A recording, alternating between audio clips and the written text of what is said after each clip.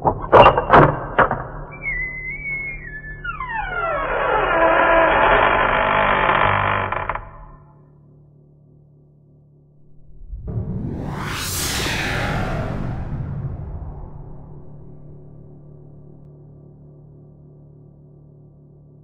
relatório minoritário. Inspirado no conto O Relatório Minoritário de Minority Report, de 1956. Minority Report. A nova lei Minority Report foi lançado em 2002 e tornou-se uma das mais bem-sucedidas adaptações da obra de Philip K. Dick para o cinema. Roteirizado por Scott Frank. O nome do jogo, Marley e Eu e Jun Cohen. O filme, estrelado por Tom Cruise, traz a assinatura do diretor Steven Spielberg. Guerra dos Mundos. Indiana Jones. E o primeiro pensamento de Anderton ao ver o rapaz foi: estou ficando careca. Careca, gordo e velho. Mas não o disse em voz alta. Em vez disso, empurrou a cadeira para trás, levantou-se e foi até a lateral da mesa com determinação, a mão direita estendida com rigidez. Sorrindo com uma cordialidade forçada, cumprimentou o rapaz com um aperto de mão. Whitwer? Conseguiu fazer a pergunta num tom agradável. Isso mesmo, disse o rapaz. Mas para você é Ed. Isto é, se compartilha minha aversão pela formalidade desnecessária. A expressão no rosto loiro e excessivamente seguro mostrava que, para ele, a questão estava resolvida. Seria Ed e John. Tudo seria agradável e cooperativo desde o início. Foi muito difícil encontrar o prédio? Anderton perguntou com cautela, ignorando o excesso de intimidade da apresentação. Por Deus, ele precisava sentir que não estava perdendo tudo. Sentiu uma pontada de medo e começou a suar. Whitwer andava pelo escritório como se já fosse o dono do lugar. Como se avaliasse o tamanho. Não poderia esperar alguns dias. Um intervalo decente? Nem um pouco, respondeu Whitwer, despreocupado, mãos no bolso. Animado, examinou os arquivos volumosos que encobriam a parede. Sabe que não estou vindo para sua agência às cegas. Tenho minha própria opinião sobre o modo como a divisão pré-crime é administrada. Trêmulo, Anderton acendeu o cachimbo. Como ela é administrada? Eu gostaria de saber. Nada mal, disse Whitwer. Muito bem, na verdade. Anderton olhou para ele com firmeza. Essa é a sua opinião pessoal? Ou é conversa fiada? Whitwer encarou-o sem malícia. Pessoal e pública. O Senado está satisfeito com seu trabalho. Na verdade, estão entusiasmados. Acrescentou, entusiasmados na medida do possível para homens muito idosos. Anderton contraiu-se, mas por fora permaneceu impassível. Foi preciso um esforço, no entanto. Perguntou-se o que Whitwer realmente pensava. O que se passava de fato dentro daquele crânio com cabelos bem aparados. Os olhos do jovem eram azuis, vivos, e de uma sagacidade perturbadora. Whitwer não era nenhum tolo. Era óbvio que tinha uma ambição enorme. Pelo que entendo, disse Anderton, com muito cuidado, você será meu assistente até eu me aposentar. É o que entendi também, reagiu o outro, sem um instante de hesitação. O que pode acontecer este ano ou ano que vem, ou daqui a 10 anos. O cachimbo tremia na mão de Anderton. Não há imposição alguma para que eu me aposente. Fundei a pré-crime e posso continuar aqui por quanto tempo quiser. Depende apenas da minha decisão. Whitwer concordou, com a mesma franqueza de antes. É claro. Com esforço, Anderton acalmou-se um pouco. Eu só queria que as coisas ficassem claras. Desde o início, concordou Whitwer. Você é o chefe. Vale o que você disser. Com todos os indícios de sinceridade, perguntou, se importa de me mostrar o departamento? Gostaria de me familiarizar com a rotina geral assim que possível. Quando passavam pela fileira de escritórios movimentados sob a luz amarela, Anderton disse: já está familiarizado com a teoria do pré-crime, é claro. Suponho que seja ponto pacífico. Tenho as informações disponíveis ao público, respondeu Whitwer. Com o auxílio de seus mutantes precognitivos. Você aboliu com ousadia e êxito o sistema punitivo pós-crime, baseado em presídios e penalidades. Como todos sabemos, a punição nunca foi muito dissuasiva, e servia de pouco consolo a uma vítima já morta. Chegaram ao elevador. Enquanto desciam rapidamente, Anderton disse: você já deve ter notado o inconveniente legal básico da metodologia do pré-crime. Estamos prendendo indivíduos que não infringiram lei alguma. Mas com certeza vão infringir, Whitwer afirmou com convicção. Felizmente não infringem, porque os capturamos primeiro, antes que possam cometer um ato de violência. Portanto, a execução do crime em si é absolutamente metafísica. Afirmamos que são condenáveis. Eles, por outro lado, afirmam eternamente que são inocentes. E, em certo sentido, são inocentes. O elevador os liberou, e eles voltaram a caminhar por um corredor amarelo. Em nossa sociedade, não temos qualquer crime grave, prosseguiu Anderton, mas temos, sim, um campo de detenção cheio de supostos criminosos. Portas se abriam e fechavam, e eles chegaram à ala analítica. À frente deles erguiam-se aparatos impressionantes de equipamentos receptores de dados e os mecanismos de computação que analisavam e reestruturavam o material que chegava. E do outro lado das máquinas, estavam os 3 precogs, quase imperceptíveis no labirinto de fios. Lá estão, disse Anderton, friamente. O que acha deles? Na penumbra, os 3 dementes estavam sentados, balbuciando. Cada declaração incoerente, cada sílaba aleatória, era analisada, comparada, reorganizada em forma de símbolos visuais, transcrita em cartões perfurados convencionais e ejetada para dentro de diversas fendas codificadas. Durante todo o dia os dementes balbuciavam, aprisionados em suas cadeiras especiais de encosto alto, mantidos numa única posição rígida por tiras de metal, feixes de fios e grampos. Suas necessidades físicas eram atendidas automaticamente. Não tinham nenhuma necessidade espiritual. Vegetativos, murmuravam, cochilavam e existiam.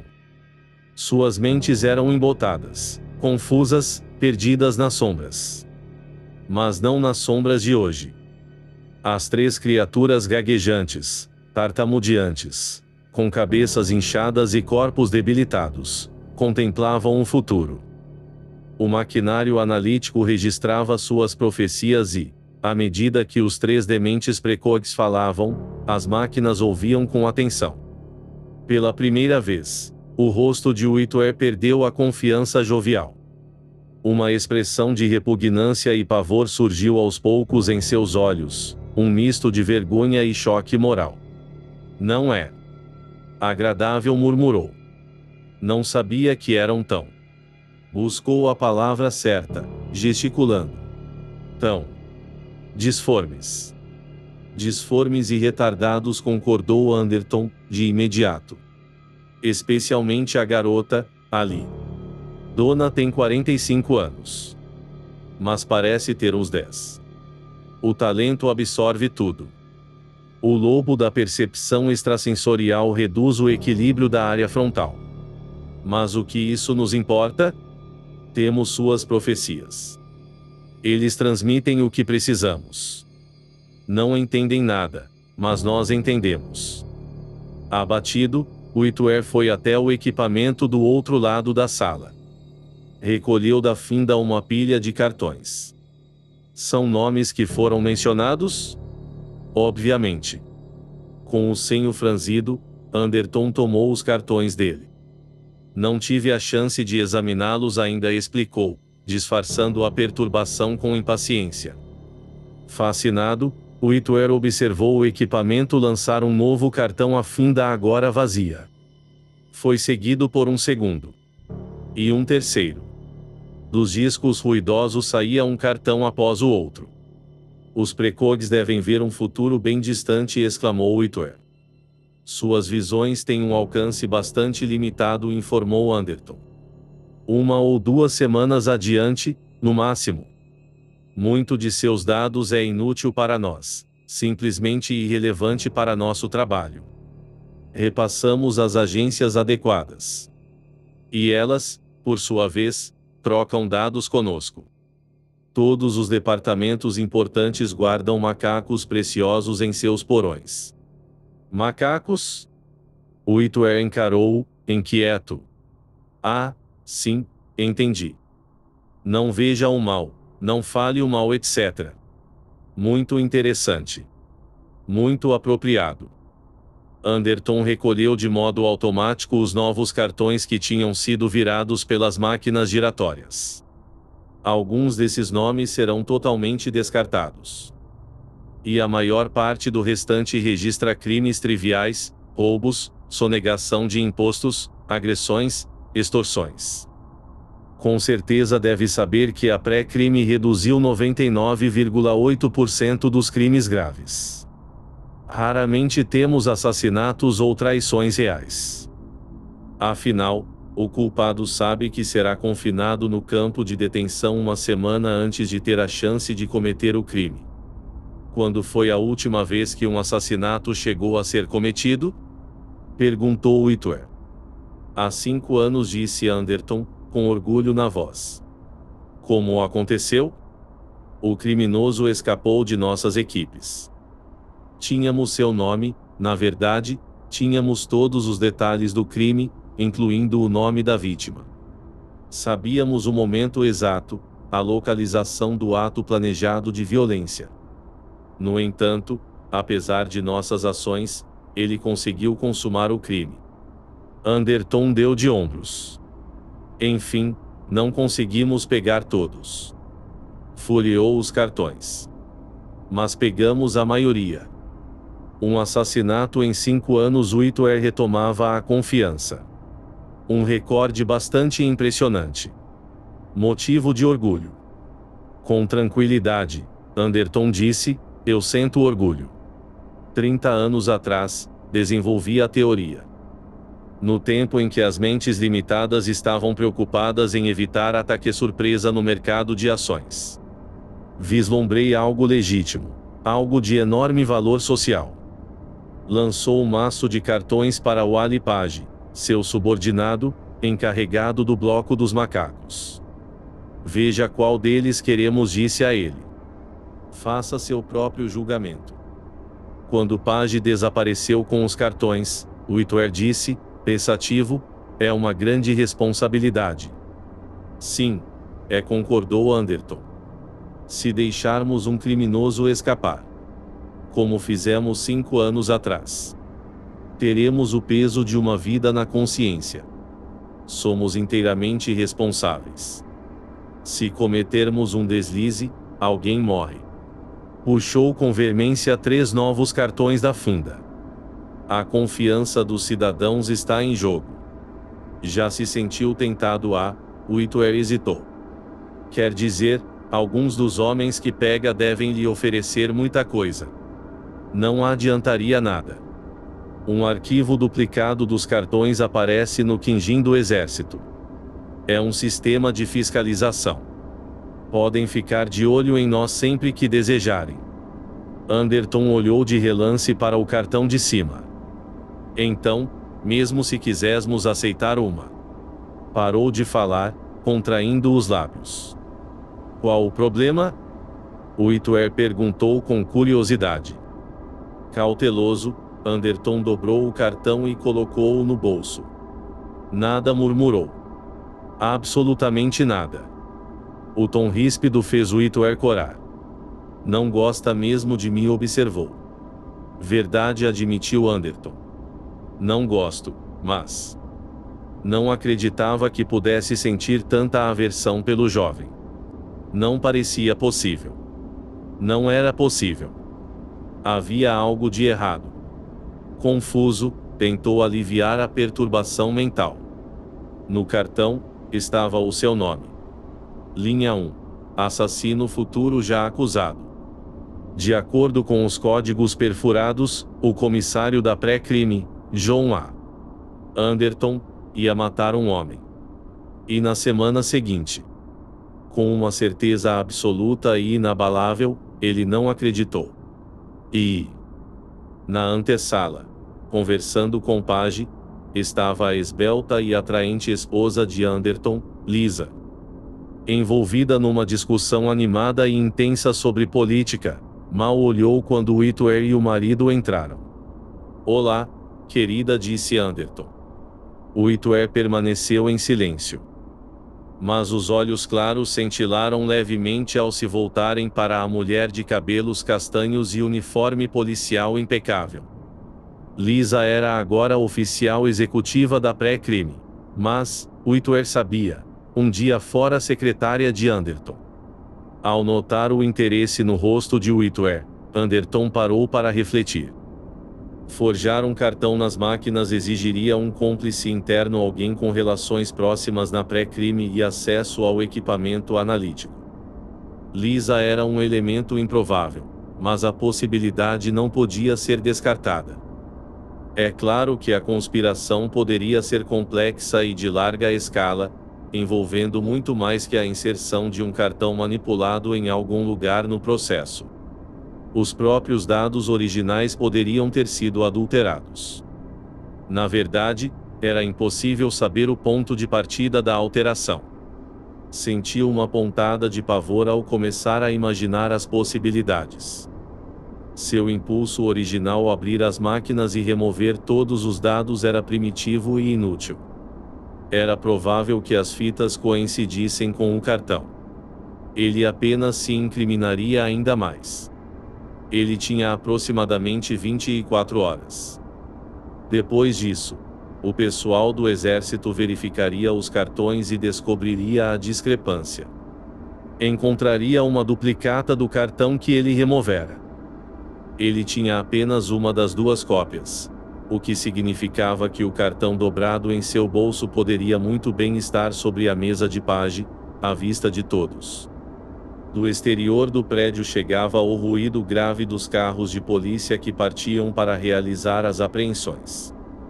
Quantas horas passariam até que um deles parasse em frente à sua casa? "Qual o problema, querido?"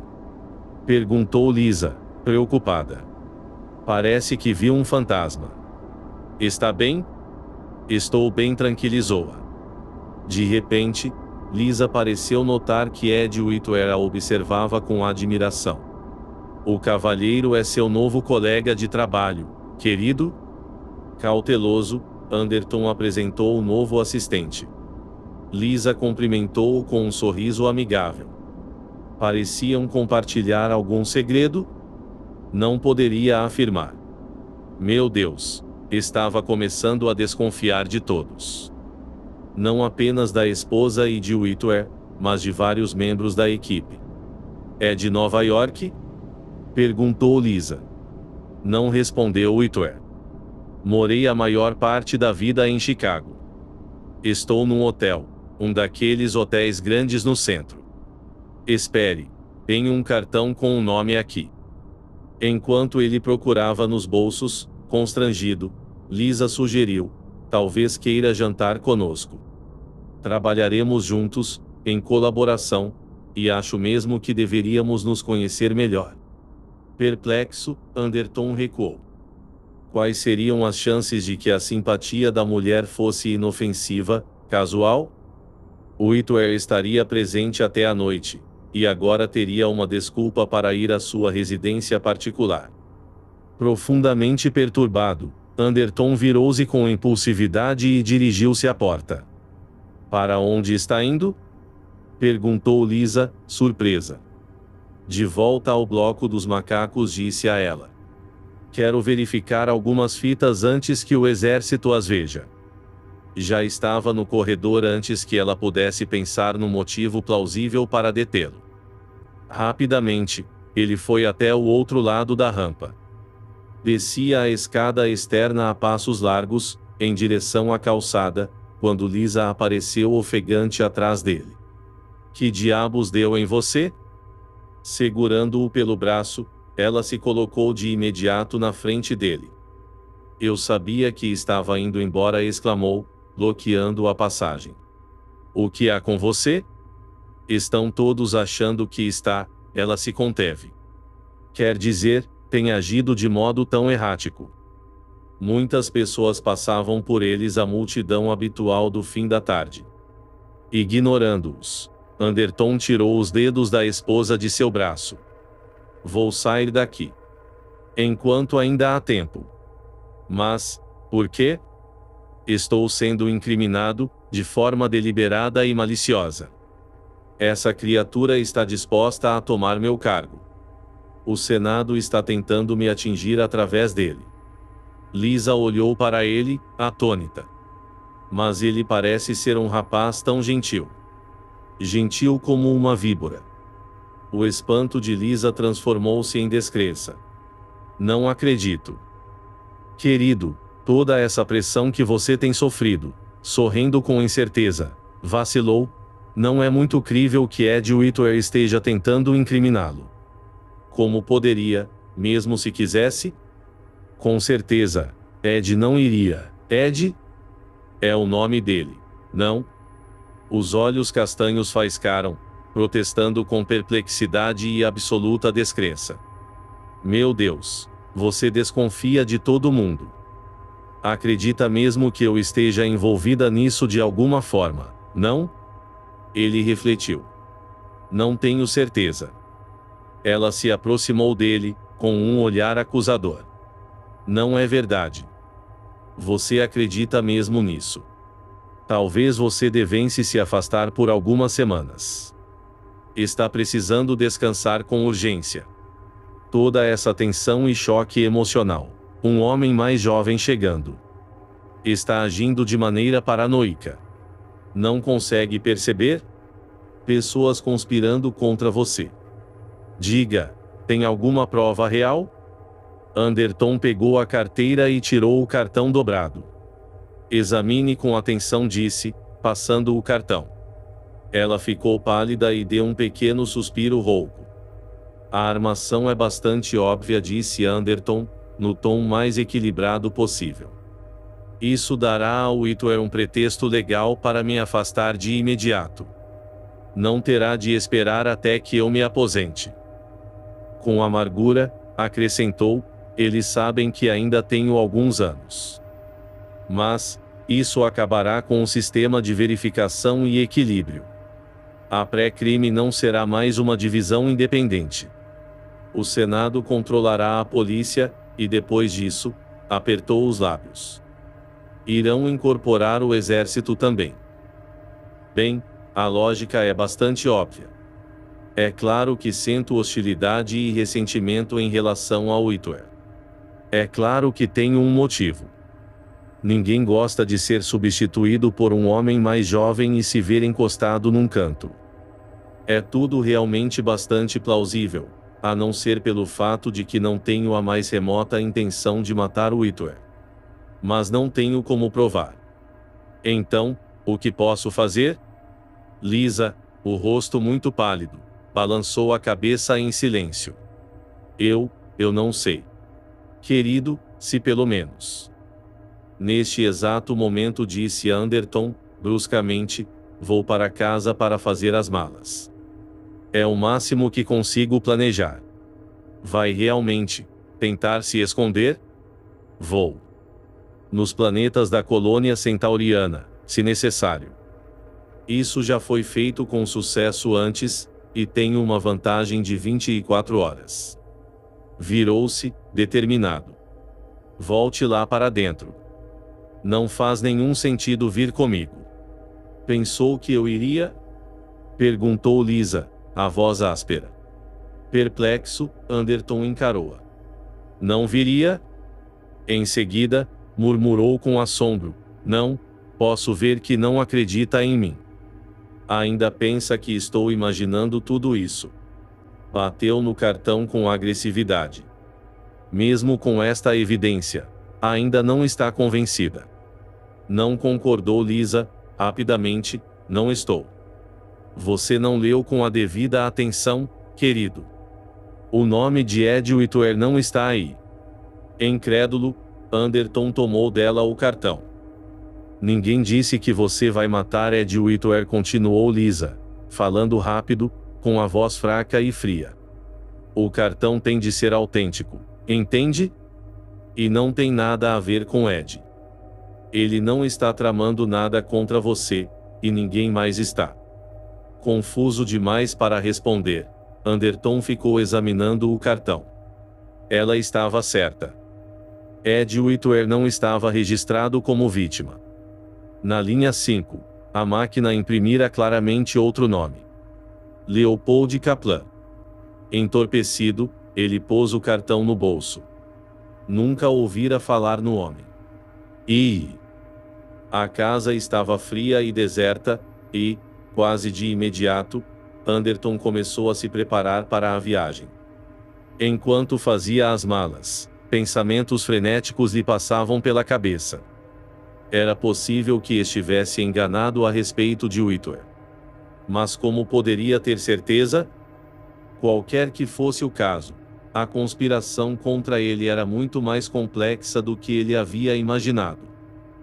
Whitwer, no panorama geral, poderia ser mero fantoche insignificante movido por outra pessoa, por alguém distante, um vulto indistinto, apenas vagamente visível nos bastidores. Fora um erro mostrar o cartão a Lisa. Sem dúvida, ela o descreveria em detalhes a Whitwer. Ele nunca sairia da Terra, nunca teria uma oportunidade de descobrir como seria a vida num planeta da fronteira. Enquanto se preocupava com isso, uma tábua rangeu atrás dele.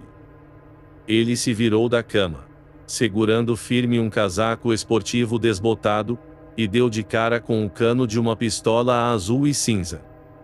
Não demorou muito, disse ele, encarando com amargura o homem corpulento, de expressão determinada, que trajava um sobretudo marrom e segurava a arma com a mão eluvada. Ela nem sequer hesitou. O rosto do invasor não demonstrou nenhuma reação. Não sei do que está falando. Venha comigo. Surpreso, Anderton largou o casaco esportivo. Não é da minha divisão? Não é policial? Protestando, surpreso, foi empurrado para fora da casa, até uma limusine que os aguardava. De imediato, 3 homens com armas pesadas o cercaram por trás. A porta bateu e o carro saiu disparado pela rodovia, afastando-se da cidade. Impassíveis e indiferentes, os rostos ao seu redor balançavam com o movimento do veículo acelerado, enquanto campos abertos, escuros e sombrios, passavam velozes. Anderton ainda tentava em vão compreender as implicações do que acontecera quando o carro entrou numa estrada de terra lateral e seguiu até uma garagem subterrânea escura. Alguém gritou uma ordem. A pesada trava de metal se fechou com um rangido e as luzes acenderam no alto. O motorista desligou o motor do carro.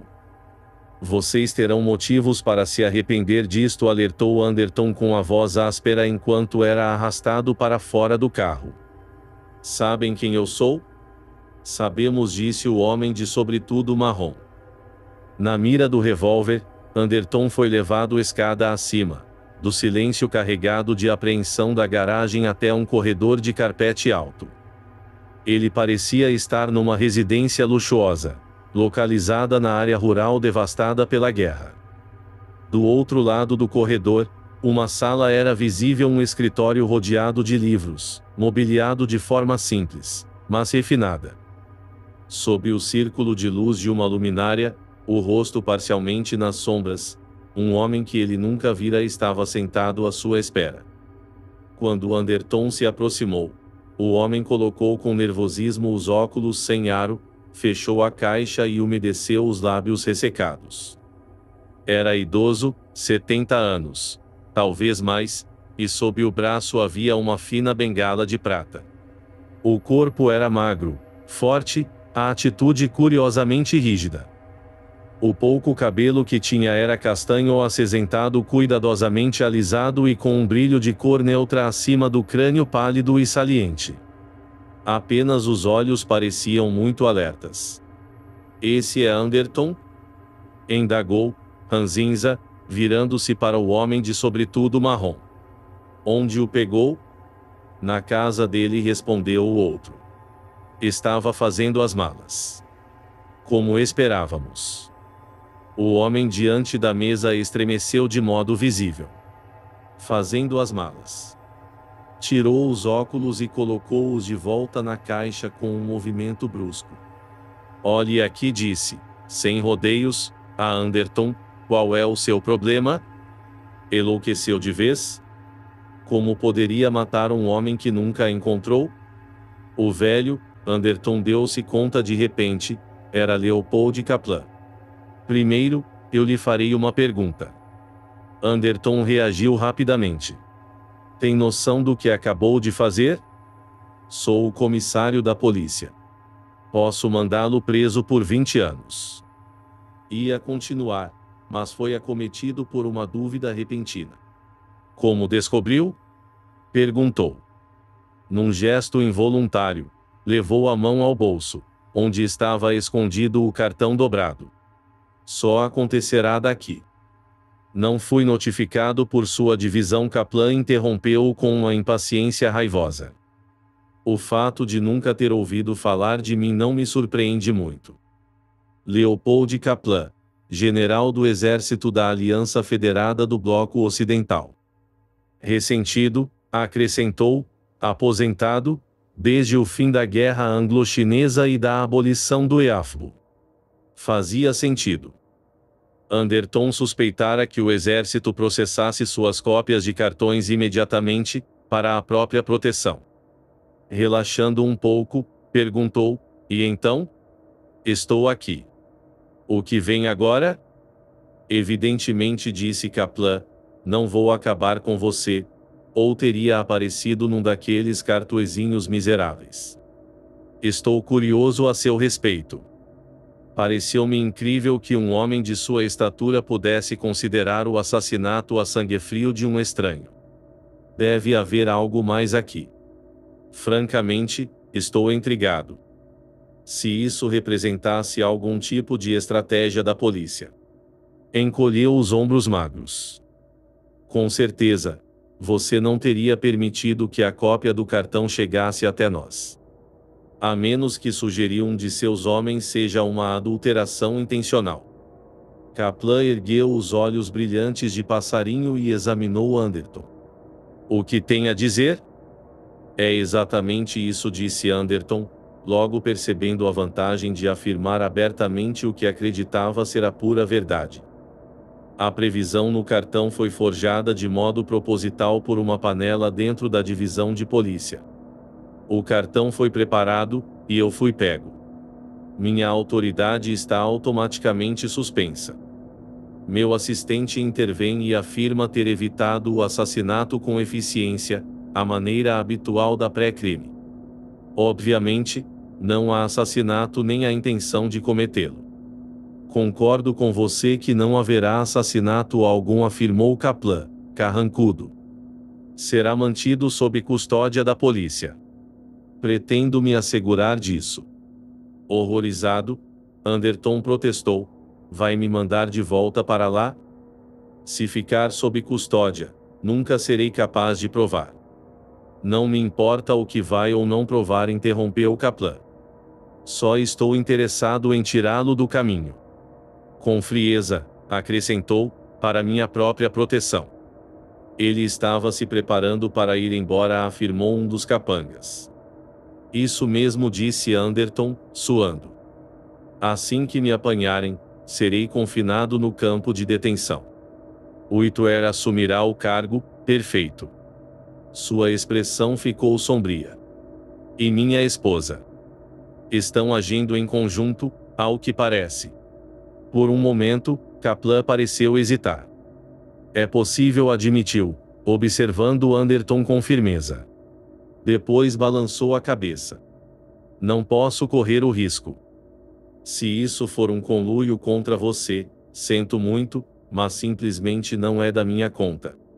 Deu um leve sorriso. No entanto, desejou-lhe sorte. Ao capanga, disse, leve-o ao prédio da polícia e entregue-o à mais alta autoridade. Mencionou o nome do comissário interino e esperou a reação de Anderton. Whitwer. Ecoou Anderton, incrédulo. Ainda sorrindo de leve, Kaplan virou-se e ligou o rádio de mesa no escritório.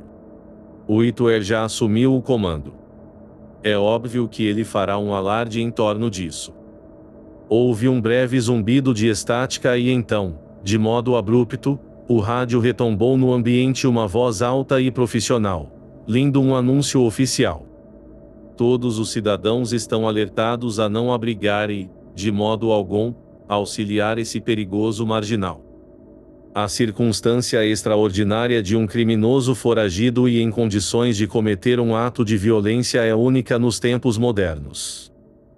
A partir de agora, todos os cidadãos estão cientes de que estatutos legais ainda em vigor implicam toda e qualquer pessoa que deixe de cooperar completamente com a polícia na tarefa de apreender John Alison Anderton. Repetindo, a divisão pré-crime do governo federal do Bloco Oeste está em processo de localização e neutralização de seu ecomissário, John Alison Anderton, que, por meio da metodologia do sistema pré-crime, foi declarado, a partir deste momento, um assassino em potencial e, como tal, perde seu direito à liberdade e a todos os seus privilégios. Ele não demorou, murmurou Anderton, consternado. Kaplan desligou o rádio e a voz desapareceu. Lisa deve ter ido falar diretamente com ele, especulou Anderton, com amargura. Por que ele deveria esperar? Perguntou Kaplan. Você deixou claras as suas intenções. Acenou para seus homens. Levem-no de volta à cidade. Sinto-me desconfortável com ele tão perto. Quanto a isso, concordo com o comissário Whitwer. Quero que ele seja neutralizado o quanto antes. A chuva leve e fria batia na calçada enquanto o carro passava pelas ruas escuras da cidade de Nova York, rumo ao prédio da polícia. Pode entender a atitude dele, disse um dos capangas a Anderton. Se você estivesse no lugar de Kaplan, agiria com a mesma determinação. Carrancudo e ressentido, Anderton manteve o olhar firme adiante. Seja como for, continuou o homem, você é apenas um entre muitos. Milhares de pessoas foram levadas para esse campo de detenção. Não se sentirá sozinho. Na verdade, pode ser que não queira sair. Sentindo-se potente, Anderton observava os pedestres seguindo às pressas pelas calçadas molhadas. Não sentia nenhuma emoção forte. Percebia apenas um cansaço arrebatador. Entorpecido, acompanhou a numeração da rua. Estavam se aproximando do posto policial. Parece que esse tal de Whitwer sabe tirar proveito de uma oportunidade, comentou um dos capangas, de modo casual. Já se encontrou com ele? Brevemente respondeu Anderton. Ele queria o seu emprego. Por isso o incriminou. Tem certeza? Anderton olhou-o com um esgar. Isso importa?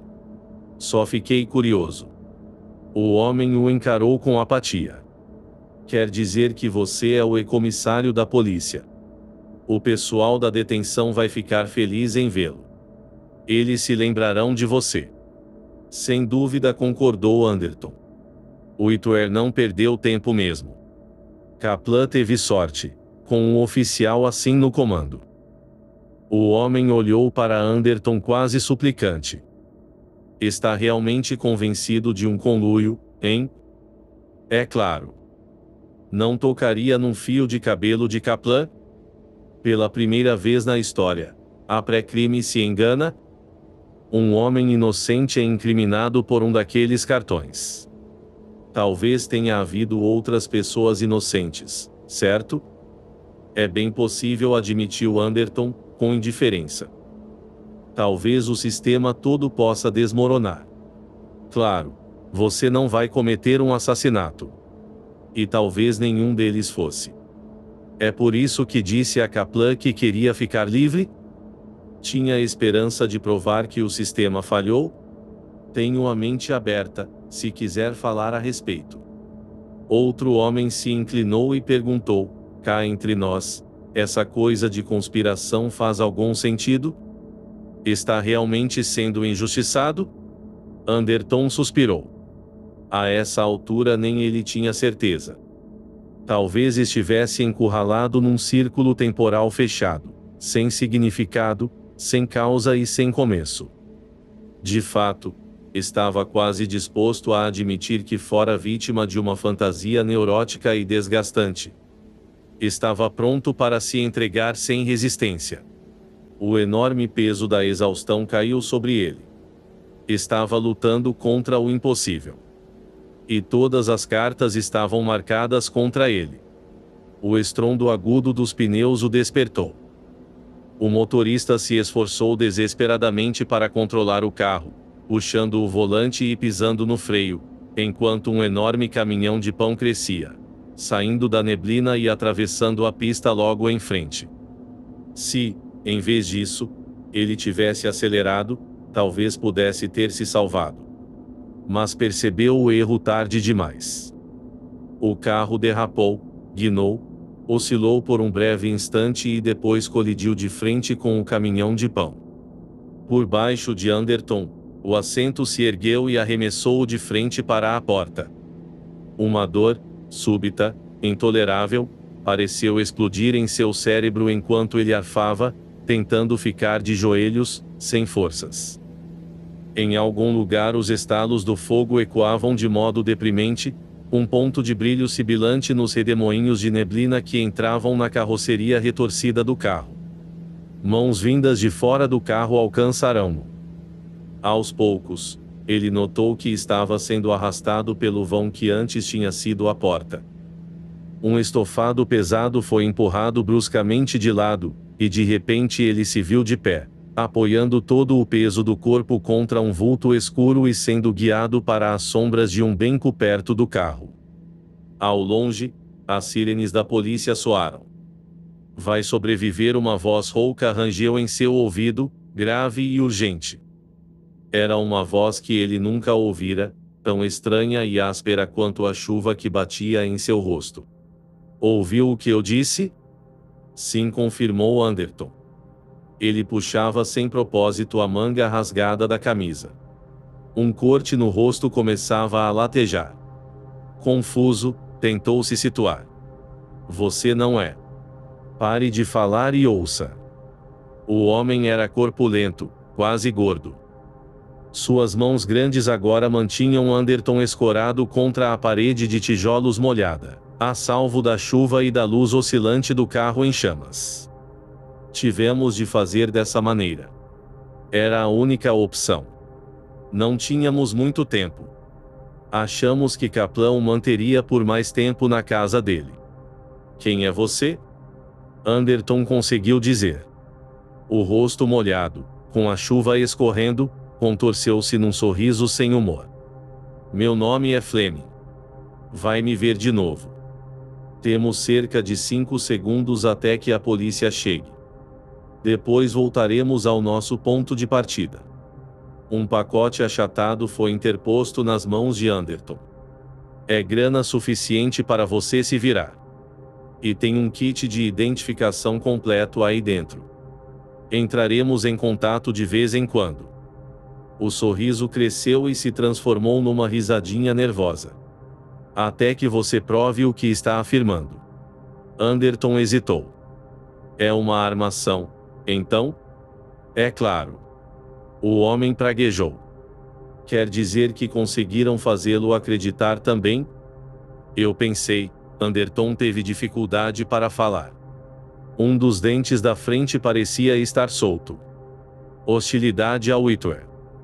Substituído, minha mulher e um homem mais jovem, Ressentimento natural. Não se engane, disse o outro. Sabe que não é assim. Toda essa situação foi pensada em detalhes. Eles estavam no controle em todas as etapas. O cartão foi programado para sair no dia em que o Whitwer apareceu. Já conseguiram finalizar a primeira parte. O Whitwer é comissário, e você, um criminoso perseguido. Quem está por trás disso? Sua esposa. Anderton sentiu a cabeça girar. Tem certeza? O homem riu. Pode apostar sua vida. Olhou ao redor rapidamente. Aí vem a polícia. Saia por este beco. Pegue um ônibus. Vá para a área pobre, alugue um quarto e compre uma pilha de revistas para manter-se ocupado. Compre outras roupas. É esperto o bastante para se cuidar. Não tente deixar a terra. Estão vigiando todos os transportes intersistemas. Se conseguir passar despercebido pelos próximos 7 dias, está feito. Quem é você? Anderton perguntou com urgência. Fleming soltou. Foi até a entrada do banco com cuidado e espiou para fora. O primeiro carro da polícia havia parado na calçada úmida. Com o motor emitindo um ruído metálico. Aproximou-se com desconfiança dos escombros que haviam sido o carro de Kaplan. Dentro das ferragens, os homens se agitavam sem forças, começando a se arrastar dolorosamente do emaranhado de aço e plástico para a chuva fria. Consideremos uma sociedade protetora, disse Fleming em tom suave, o rosto cheio e inexpressivo brilhando com a umidade. Uma espécie de força policial que vigia a polícia. Para garantir, acrescentou, que tudo esteja em equilíbrio. Sua mão pesada disparou para cima de Anderton. Cambaleando, ele foi empurrado para longe, quase caindo nas sombras e escombros molhados que ocupavam o banco. Vá em frente, disse Fleming, bruscamente. E não descarte o pacote. Enquanto Anderton tateava no escuro até encontrar a saída do banco, as últimas palavras do homem chegaram até ele. Analise-o com cuidado e ainda poderá sobreviver. Vim. Os cartões de identidade diziam que ele era Ernest Temple, eletricista desempregado recebendo um benefício mínimo do estado de Nova York, com uma esposa e 4 filhos em Buffalo e menos de $100 em bens. Um cartão verde manchado de suor lhe dava permissão para viajar e não manter endereço fixo. Um homem à procura de trabalho precisava viajar. Ele poderia ter de ir longe. Enquanto andava pela cidade num ônibus quase vazio, Anderton examinava a descrição de Ernest Temple. Ficou óbvio que os cartões tinham sido feitos pensando nele, pois todas as medidas batiam. Após um tempo, ele se perguntou sobre as impressões digitais e o padrão de ondas cerebrais. Nesse caso, não haveria comparação possível. A carteira cheia de cartões o ajudaria apenas a passar pelos exames mais superficiais. Mas já era alguma coisa. E com as identidades vieram $10.000 em notas. Ele pôs o dinheiro e os cartões no bolso, depois se voltou para a mensagem digitada de modo impecável na qual eles estavam embrulhados. A princípio, não conseguiu entender. Analisou-a por muito tempo, perplexo. A existência de uma maioria implica, logicamente, uma minoria correspondente. O ônibus entrara na vasta área degradada.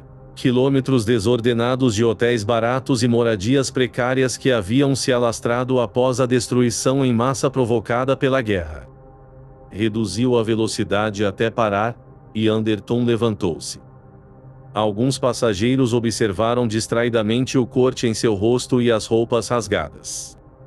Ignorando-os, ele desceu no meio-fio molhado. Além de receber o dinheiro devido, o recepcionista do hotel não demonstrou mais nenhum interesse. Anderton subiu a escada até o 2º andar e entrou num quarto estreito, cheirando a mofo, que agora lhe pertencia. Aliviado, Trancou a porta e baixou as persianas. O quarto era pequeno, mas limpo. Cama, cômoda, calendário decorativo, cadeira, abajur, um rádio com fenda para inserir moedas. Ele colocou uma moeda de 25 centavos e se jogou na cama. Todas as estações principais transmitiam o boletim da polícia. Era uma novidade, algo instigante, desconhecido para a geração atual. Um criminoso fugitivo. O público se interessava com avidez. Este homem se aproveitou de seu alto cargo para realizar uma fuga inicial, dizia o locutor com indignação profissional. Graças à posição privilegiada, teve acesso a dados prévios, e a confiança depositada nele permitiu que se esquivasse do processo normal de detecção e remanejamento. Durante seu mandato, exerceu sua autoridade enviando inúmeros indivíduos potencialmente culpados ao devido confinamento, poupando assim a vida de vítimas inocentes. Esse homem, John Alison Anderton, colaborou para a criação do sistema pré-crime. A pré-detenção profilática de criminosos por meio do uso engenhoso de precogs mutantes, capazes de prever acontecimentos futuros e transferir oralmente esses dados a um equipamento analítico. Esses 3 precogs, com sua função vital, a voz desapareceu quando ele saiu do quarto e entrou no banheiro minúsculo. Ali, tirou o casaco, a camisa e deixou a água quente correr na pia. Começou a lavar o corte no rosto. Na farmácia da esquina, comprara iodo, band-aids, lâmina de barbear, pet, escova de dente e outras coisas de que iria precisar. Na manhã seguinte pretendia encontrar um brechó e comprar roupas mais adequadas. Afinal, era agora um eletricista desempregado, não um comissário de polícia que sofrera um acidente. No quarto, o rádio seguia com a transmissão.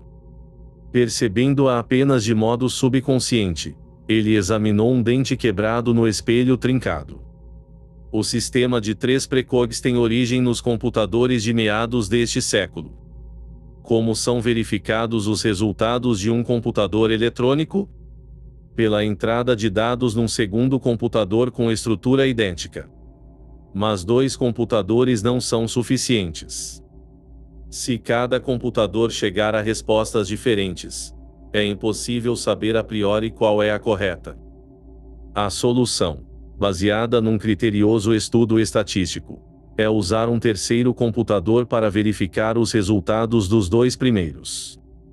Desse modo, obtém-se o chamado relatório majoritário. É possível supor, com alta probabilidade, que a concordância entre 2 dos 3 computadores indica qual dos resultados alternativos é exato. Não seria provável que 2 computadores chegassem a soluções incorretas idênticas. Anderton largou a toalha e correu para o quarto. Trêmulo, curvou-se para escutar as palavras emitidas pelo rádio. A unanimidade entre os 3 precogs é um fenômeno desejado, mas raramente alcançado, explica o comissário interino, Whitwer. É muito mais comum obtermos um relatório majoritário colaborativo, de 2 precogs, acrescentado de um relatório minoritário com uma leve variação, geralmente relativa a tempo e local, do terceiro mutante.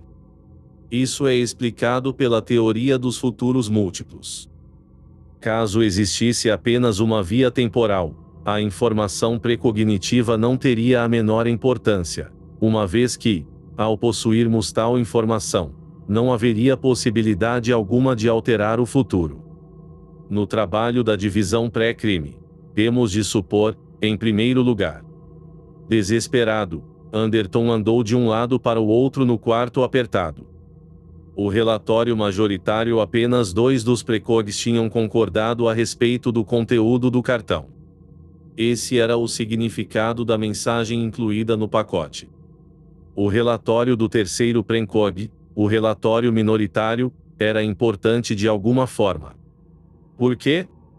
Seu relógio informava que era mais de meia-noite. Page não estaria no trabalho. Só voltaria ao bloco dos macacos na tarde seguinte. Era uma chance remota, mas valia a pena tentar. Talvez Page o ajudasse, talvez não. Ele teria de arriscar. Ele tinha de ver o relatório minoritário. Vi. Entre meio-dia e 1 hora, as ruas cobertas de lixo fervilhavam de gente. Ele escolheu esse horário, o período mais movimentado do dia, para fazer a ligação. Selecionou a cabine telefônica numa grande drogaria apenhada de clientes, discou o número familiar da polícia e esperou com o fone gelado na orelha. Escolhera propositalmente a linha de áudio, não de vídeo. Apesar das roupas usadas e da aparência surrada, com a barba por fazer, poderia ser reconhecido. Ele não conhecia a recepcionista. Com cuidado, passou o ramal de Page. Se Whitwer estivesse mudando a equipe, colocando seus aliados, ele poderia se pegar falando com um desconhecido. A Lu era a voz rouca de Page. Aliviado, Anderton olhou de relance à sua volta. Ninguém prestava atenção nele. Os clientes passavam entre mercadorias, prosseguindo com a rotina diária. "Pode falar?" perguntou. "Ou está ocupado?" Houve um momento de silêncio. Pode visualizar as feições suaves de Page marcadas pela incerteza, enquanto decidia desesperadamente o que fazer. Por fim, ouviu palavras hesitantes. "Por quê? Ligou para cá?" Ignorando a pergunta, Anderton disse, não reconhecia a recepcionista. "Equipe nova?" Totalmente concordou Page, com uma voz fraca e sufocada. "Grandes mudanças no quadro, ultimamente." Foi o que ouvi dizer. Tenso, Anderton perguntou, "E o seu emprego? Ainda está seguro?" "Espere um minuto." O fone foi abaixado, e o som abafado de passos chegou ao ouvido de Anderton. Foi seguido por uma batida rápida, de porta sendo fechada às pressas. Page voltou. "Podemos falar melhor agora", disse com a voz áspera. "Muito melhor?" "Nem tanto." "Onde você está?" "Passeando no Central Park", disse Anderton. "Aproveitando o sol." Page poderia muito bem ter ido verificar se o grampo telefônico estava no lugar. Era provável que, naquele exato momento, uma equipe aérea da polícia estivesse a caminho. Mas ele tinha de arriscar. "Mudei de área", disse, de modo conciso. "Sou eletricista agora." "Ah, é?" disse Page, desnorteado. "Achei que talvez tivessem trabalho para mim." "Quando você puder, gostaria de passar aí para examinar o equipamento básico de computação. Especialmente os bancos de dados analíticos do bloco de macacos." Após uma pausa, Page disse, "Claro. Podemos combinar. Se for realmente importante." Garantiu Anderton. "Quando seria melhor para você?" "Bem", disse Page, com dificuldade. "Estou com uma equipe de manutenção agendada para examinar o sistema de interfones. O comissário interino quer aperfeiçoá-lo, para trabalhar com mais rapidez. Você poderia vir também."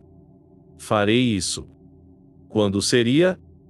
"Digamos, às 4.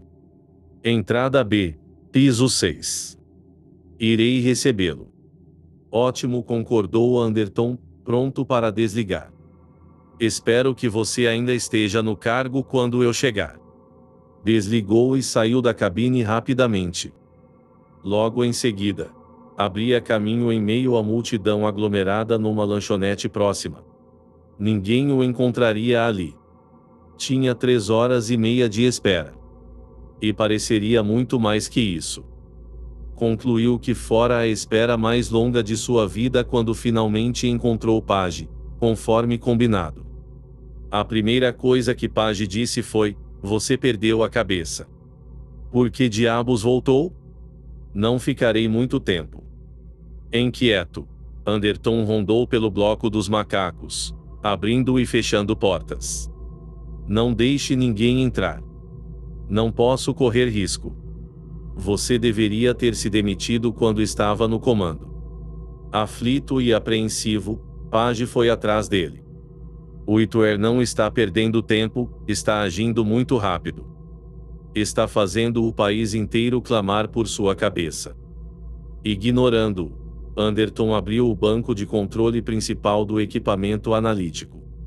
Qual dos 3 macacos emitiu o relatório minoritário? Não me pergunte, estou saindo daqui. Antes de chegar à porta, Page parou brevemente, apontou para a figura do meio e desapareceu. A porta se fechou. Anderton estava sozinho. O do meio. Ele o conhecia bem. A figura definhada, encurvada, enterrada sob seus fios e transmissores há 15 anos. Quando Anderton aproximou-se, ele não ergueu os olhos. Com o olhar vidrado e vazio, contemplava um mundo que ainda não existia, cego à realidade física à sua volta. Jerry tinha 24 anos. No início, fora diagnosticado com demência hidrocefálica, mas quando chegou aos 6 anos de idade os medidores psíquicos identificaram um talento de precognição enterrado sob camadas de tecido corroído. Colocado numa escola de treinamento do governo, o talento latente fora cultivado. Aos 9 anos, o talento avançara a um estágio aplicável. Jerry, no entanto, permanecera no nível da demência. A faculdade em desenvolvimento estava absorvendo toda a sua personalidade. Agachando-se, Anderton começou a desmontar os escudos protetores em que ficavam os rolos de fita armazenados no equipamento analítico. Usando os diagramas, ele seguiu os cabos até os estágios finais dos computadores integrados, até o ponto do qual saía o equipamento individual de Jerry. Minutos depois, ele erguia com as mãos trêmulas 2 fitas de meia hora, dados rejeitados recentemente, não integrados aos relatórios majoritários. Consultou o quadro de códigos e selecionou o trecho da fita que se referia ao seu cartão. O leitor de fitas estava instalado por perto. Prendendo a respiração, ele inseriu a fita, ativou o transporte e escutou. Levou apenas 1 segundo. Com o primeiro enunciado do relatório, ficou claro o que havia acontecido. Ele tinha o que queria. Já podia parar de procurar. A visão de Jerry estava fora de sincronia. Devido à natureza instável da precognição, ele estava examinando uma área temporal um pouco diferente da de seus companheiros. Para ele, o relato de que Anderton cometeria um assassinato era um acontecimento a ser integrado a todo o resto. Essa informação, assim como a reação de Anderton, era um dado a mais. Ficou claro que o relatório de Jerry invalidara o relatório majoritário. Ao ser informado de que assassinaria alguém, Anderton teria mudado de ideia, não cometendo o crime. O assassinato fora anulado por sua própria previsão. O simples fato de ser informado gerou a profilaxia. Uma nova via temporal já havia sido criada. Mas Jerry era minoria. Tremendo, Anderton rebobinou a fita e clicou no cabeçote do gravador. Com extrema rapidez, fez uma cópia do relatório, devolveu o original e retirou a cópia do transporte. Lá estava a prova de que o cartão era inválido, obsoleto. Só o que tinha de fazer era mostrá-lo ao Whitwer. Ficou impressionado com a própria estupidez. Sem dúvida, o Whitwer tinha visto o relatório. E, apesar disso, assumiu o cargo de comissário e manteve as equipes da polícia na busca. O Whitwer não pretendia recuar. Não estava preocupado com a inocência de Anderton. O que ele faria, então? Quem mais poderia estar interessado? Seu idiota. Disse uma voz áspera atrás dele, extremamente aflita. Ele se virou rapidamente. Sua esposa estava diante de uma das portas, com seu uniforme de polícia, olhar desvairado de pavor. Não se preocupe, disse brevemente a ela, mostrando o rolo de fita. Estou de saída. Com o rosto contorcido, Lisa correu desesperada até ele. Paige disse que você estava aqui, mas não pude acreditar. Ele não deveria ter deixado você entrar. Ele simplesmente não entende o que você é. O que eu sou? Indagou Anderton com acidez. Antes de responder, talvez seja melhor ouvir esta fita. Não quero ouvir. Só quero que saia daqui. Ed Whitwer está sabendo que tem alguém aqui embaixo. Paige está tentando mantê-lo ocupado, mas... Ela parou, virando a cabeça para o lado com rigidez. Ele está aqui. Vai entrar à força. Você não tem nenhuma influência sobre ele? Seja graciosa, encantadora. É provável que ele se esqueça de mim. Lisa olhou para ele com repreensão, ressentida. Tem uma nave estacionada na cobertura. Se quiser escapar, a voz embargou, e ela ficou em silêncio por um instante. Então disse, sairei daqui a pouco. Se quiser vir. Eu vou, disse Anderton. Ele não tinha escolha. Conseguira a fita, a prova, mas não pensara em nenhuma forma de sair dali. Satisfeito, apressou-se atrás da figura esbelta da esposa, que saía do bloco a passos largos, por uma porta lateral e um corredor de abastecimento, os saltos estalando alto na escuridão deserta. É uma nave boa e rápida, disse a ele, olhando para trás. Tem combustível de emergência. Pronta para partir. Eu ia supervisionar algumas equipes. Vi. No comando do cruzador de alta velocidade da polícia. Anderton resumiu o conteúdo da fita com o relatório minoritário. Lisa ouviu sem comentar, o rosto abatido e fatigado, as mãos unidas de forma tensa no colo. Abaixo da nave, a área rural devastada pela guerra estende-se como um mapa em relevo. As regiões vazias entre cidades marcadas por crateras, ruínas de fazendas e de pequenas fábricas.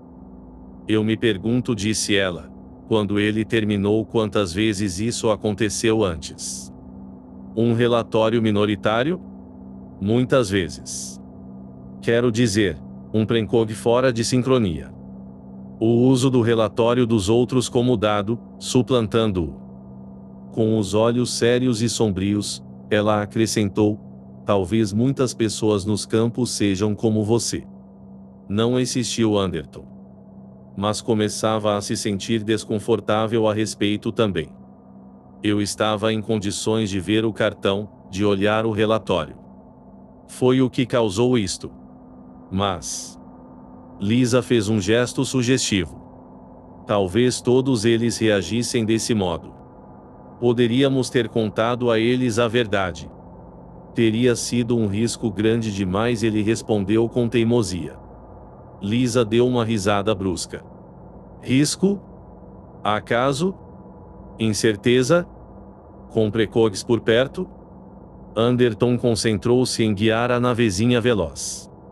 Este é um caso único, repetiu. E temos um problema imediato. Podemos lidar com os aspectos teóricos mais tarde. Tenho que levar esta fita às pessoas certas. Antes que seu jovem amigo talentoso a destrua. Vai levá-la a Kaplan? Com certeza. Deu um tapinha no rolo de fita que estava entre eles, no assento. Ele ficará interessado. A prova de que sua vida não está em perigo deve ser de importância vital para ele. Tremula, Lisa pegou a cigarreira na bolsa. E você acha que ele vai ajudá-lo? Ele pode, ou não. É um risco que vale a pena correr. Como conseguiu passar a clandestinidade tão rapidamente? Perguntou Lisa. Não é fácil encontrar um disfarce 100% eficaz. Só é preciso dinheiro, ele respondeu de modo evasivo. Enquanto fumava, Lisa ponderou. É provável que Kaplan o proteja, disse ela. Ele é muito poderoso. Achei que fosse apenas um general reformado. Tecnicamente, é o que ele é. Mas Whitwer puxou o dossiê dele. Kaplan dirige uma organização em comum, exclusiva para veteranos. É uma espécie de clube, com poucos membros e participação restrita. Só oficiais de alta patente, um grupo internacional dos dois lados da guerra. Aqui em Nova York eles mantêm uma grande mansão, 3 publicações em papel brilhante e eventual cobertura de TV que lhes custa uma pequena fortuna. O que está tentando dizer? Só isso. Você me convenceu de que é inocente. Quer dizer, é óbvio que não cometerá um assassinato. Mas deve ter percebido agora que o relatório original, o relatório majoritário, não era falsificado. Ninguém o forjou. Ed Whitwer não o criou. Não existe um complô contra você, e nunca existiu. Se for tomar este relatório minoritário como genuíno, terá de aceitar o majoritário também. Relutante, ele concordou. Suponho que sim. Ed Whitwer continuou. Lisa está agindo com total boa-fé. Realmente acredita que você é um criminoso em potencial. E por que não? Ele está com o relatório majoritário sobre a mesa, mas você está com o cartão dobrado no bolso. Eu o destruí, disse Anderton, calmamente. Lisa inclinou-se com seriedade na direção dele. Ed Whitwer não age motivado por nenhum desejo de tomar seu emprego, disse ela. Age motivado pelo mesmo desejo que sempre dominou você. Ele acredita na pré-crime. Quer que o sistema continue. Falei com ele e estou convencida de que está dizendo a verdade. Anderton perguntou: quer que eu leve este rolo ao Whitwer? Se o fizer, ele o destruirá. Bobagem, retorquiu Lisa. Os originais estão nas mãos dele desde o começo. Poderia tê-los destruído quando bem entendesse. É verdade, admitiu Anderton. É bem possível que ele não sabia. Claro que não sabia. Veja desta forma. Se Kaplan puser as mãos nessa fita, a polícia ficará desacreditada. Não percebe o porquê? Ficaria provado que o relatório majoritário era um erro. Ed Whitwer está absolutamente correto. Você deve ser detido, para a sobrevivência da pré-crime. Você está pensando em sua própria segurança. Mas pense, por um momento, no sistema. Ela se curvou, apagou o cigarro e vasculhou a bolsa para pegar outro. O que significa mais para você? Sua segurança pessoal ou a existência do sistema? Minha segurança, respondeu Anderton, sem hesitação. Tem certeza? Se o sistema só pode sobreviver aprisionando pessoas inocentes, merece ser destruído. Minha segurança pessoal é importante porque sou um ser humano. E além do mais. Da bolsa, Lisa tirou uma pistola incrivelmente minúscula. Eu acredito, ela disse com a voz rouca, que estou com o dedo no gatilho. Nunca usei uma arma como esta antes. Mas estou disposta a tentar. Após uma pausa, Anderton perguntou: quer que eu volte com a nave? É isso? Sim, ao prédio da polícia. Sinto muito. Se você pudesse colocar o bem do sistema acima de seu egoísmo. Guarde o sermão para você, disse Anderton. Levarei a nave de volta. Mas não vou escutar a sua defesa de um código de comportamento que nenhum homem inteligente seria capaz de apoiar. Lisa apertou os lábios, formando uma linha fina e pálida. Segurando firme a pistola, encarou, mantendo o olhar fixo e atento nele, enquanto a nave virava, desenhando um arco amplo. Alguns objetos soltos se mexeram no porta-luvas quando o pequeno veículo fez uma inclinação radical, erguendo uma asa de forma magistral até ficar com a ponta para cima. Anderton e a esposa foram sustentados pelos braços de metal que os firmaram nos assentos. O mesmo não aconteceu com o terceiro membro do grupo. Com o rabo do olho, Anderton viu um movimento repentino. Ao mesmo tempo, ouviu o som de um homem grande lutando para se segurar enquanto se desequilibrava e despencava abruptamente na parede reforçada da nave.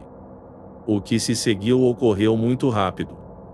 Fleming conseguiu ficar de pé de imediato, aos trancos e alerta, um braço na direção da pistola da mulher.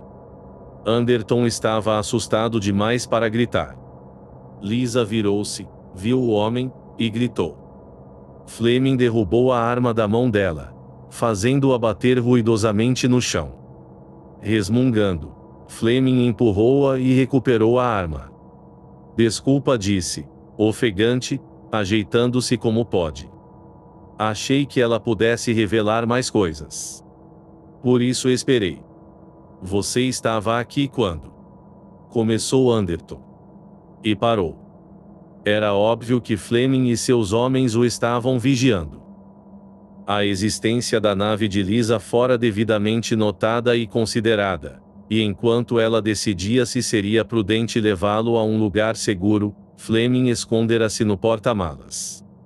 Talvez, disse Fleming, seja melhor você me entregar esse rolo de fita.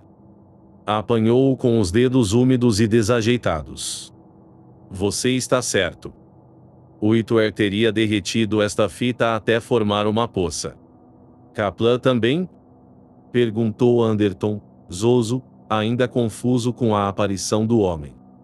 Kaplan está trabalhando diretamente com Whitwer. Por isso o nome dele apareceu na linha 5 do cartão. Qual dos dois é o chefe? Não sabemos. É possível que nenhum. Fleming jogou a pistola minúscula e sacou sua própria arma militar pesada. Você errou feio ao vir com essa mulher. Eu disse que ela estava por trás de tudo. Não posso acreditar nisso, protestou Anderton. Se ela...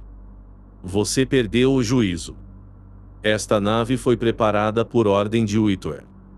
Eles queriam que a usasse para sair do prédio, impedindo nosso contato.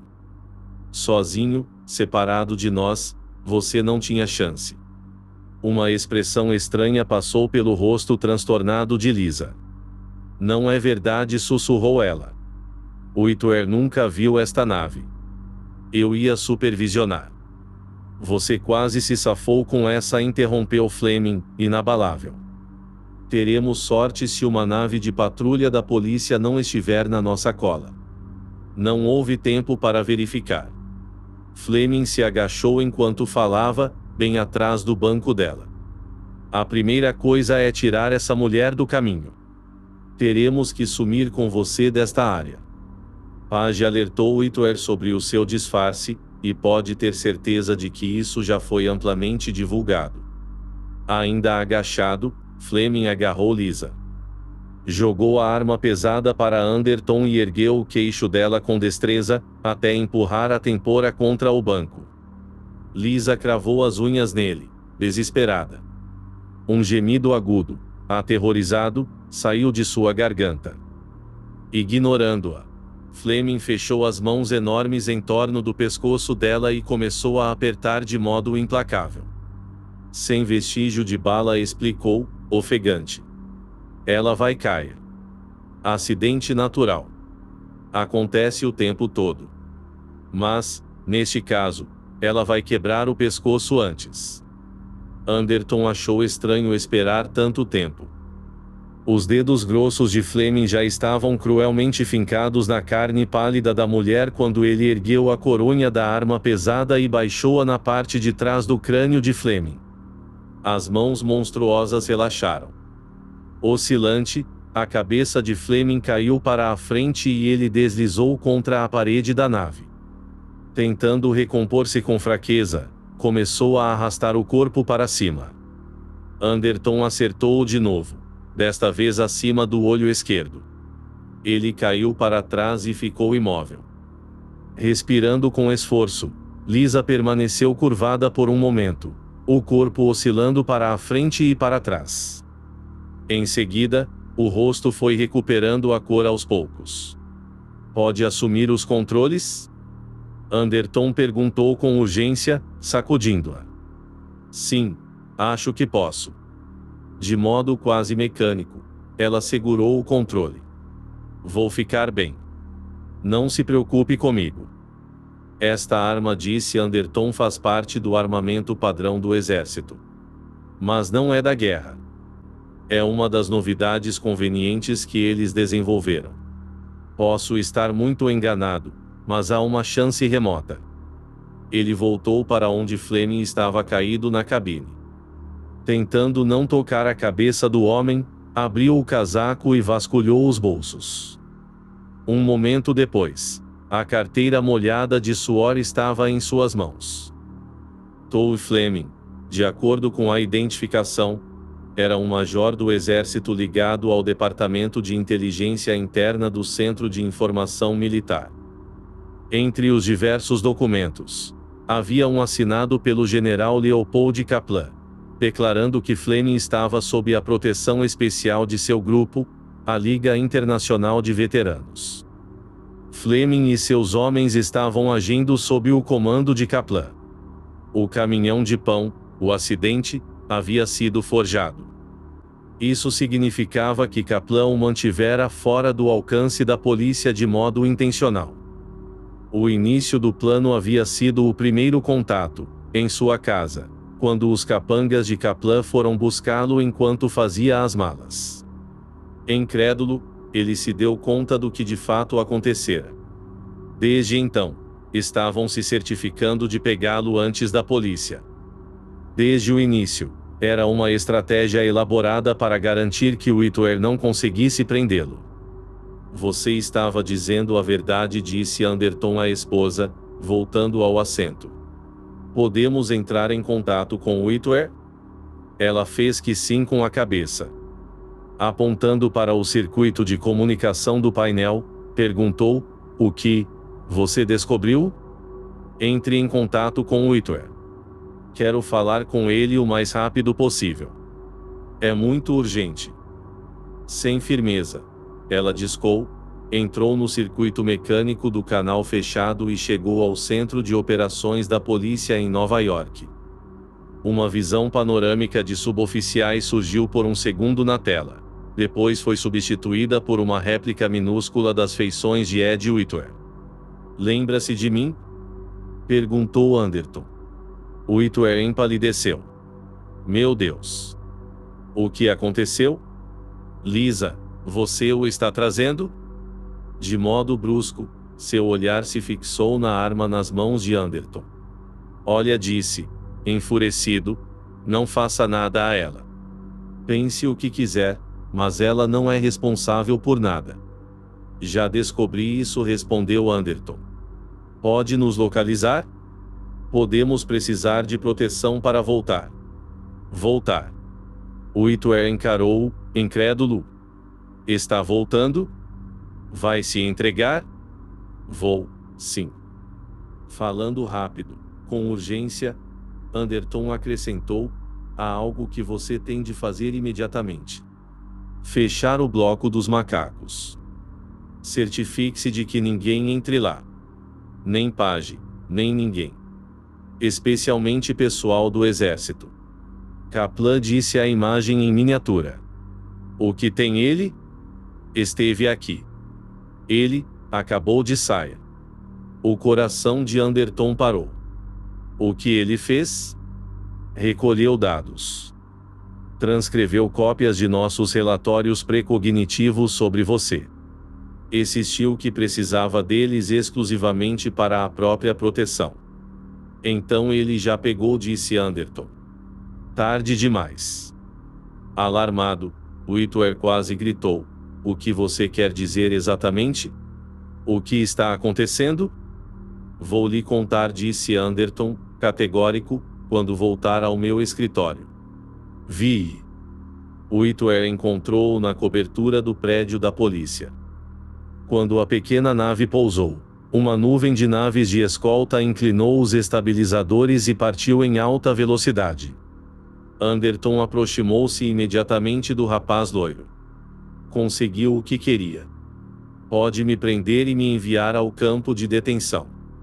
Mas não será suficiente. Os olhos azuis de Whitwer estavam pálidos de incerteza. Sinto muito. Mas não estou entendendo. A culpa não é minha. Eu nunca deveria ter saído do prédio da polícia. Onde está o Ali Page? Já o enquadramos, respondeu Whitwer.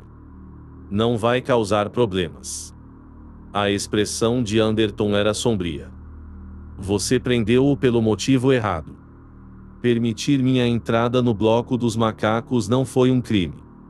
Mas passar informação para o exército é. Você tem um espião do exército trabalhando aqui. Corrigiu-se, pouco convincente. Quer dizer, eu tenho. Suspendi a ordem de prisão contra você. Agora as equipes estão à procura de Kaplan. Algum avanço? Ele saiu daqui num caminhão do exército. Nós o seguimos, mas o caminhão entrou num quartel militar. Agora estão bloqueando a rua com um grande tanque de guerra R3.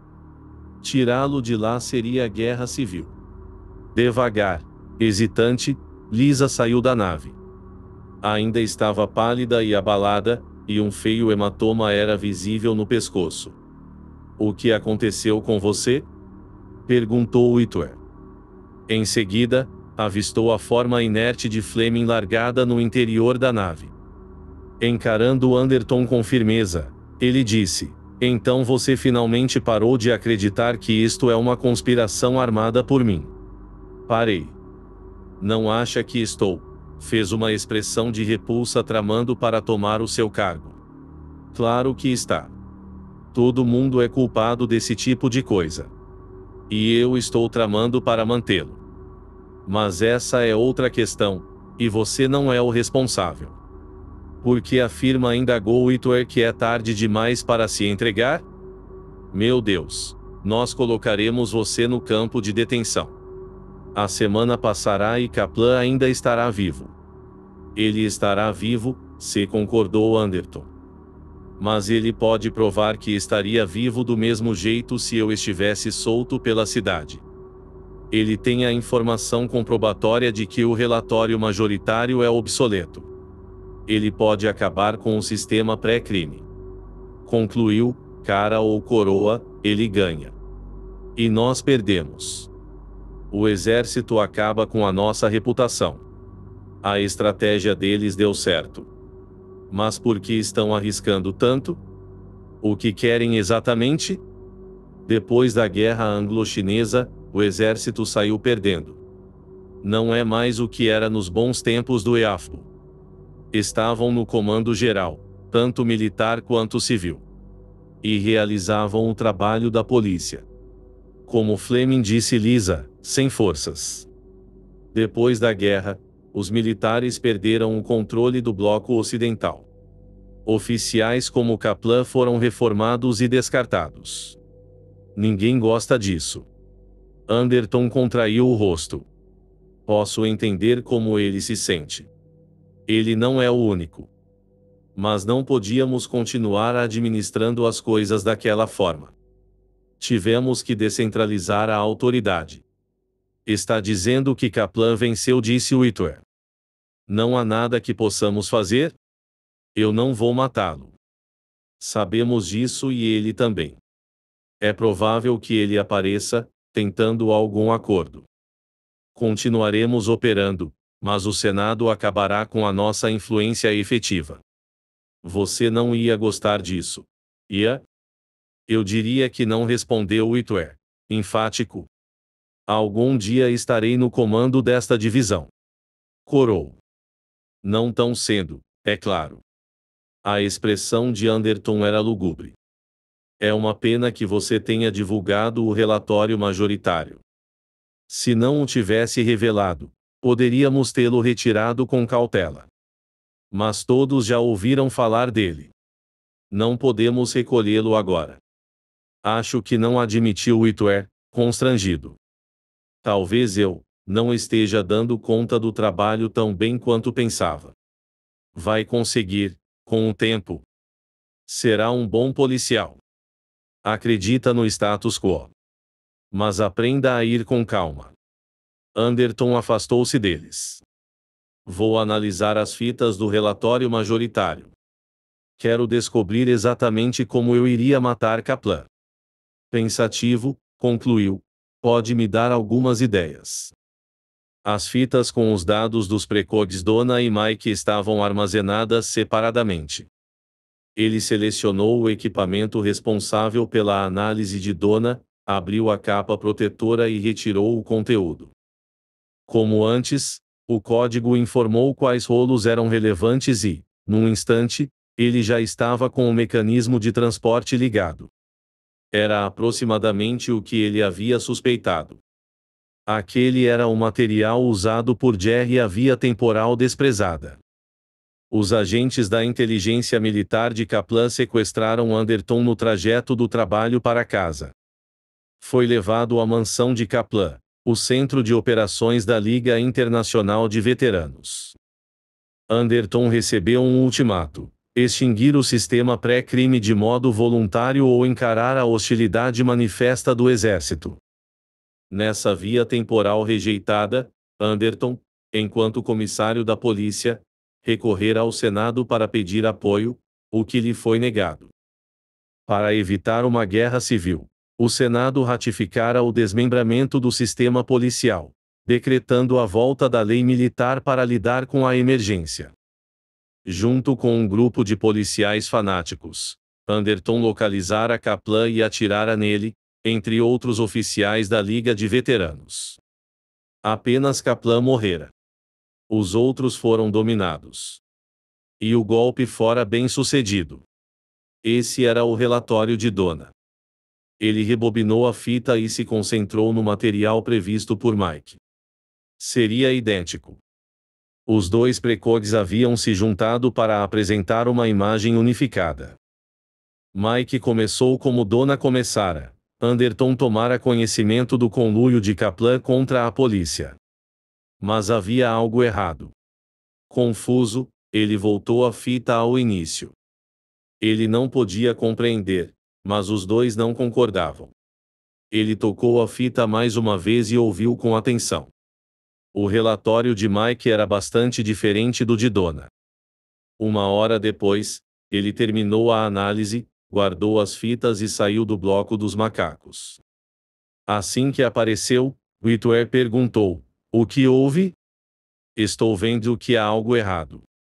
Não respondeu Anderton, lentamente. Não exatamente errado. Um barulho chegou a seus ouvidos. Ele foi andando de modo incerto até a janela e espiou. Havia uma multidão na rua. 4 fileiras de tropas uniformizadas passavam pela pista central. Fuzis, capacetes. Soldados marchando com uniformes desbotados da guerra e as estimadas flâmulas do IAFU tremulando ao vento frio da tarde. Um comício do exército, explicou Whitwer, desanimado. Eu estava enganado. Eles não farão um acordo conosco. Por que deveriam? Kaplan vai tornar pública a situação.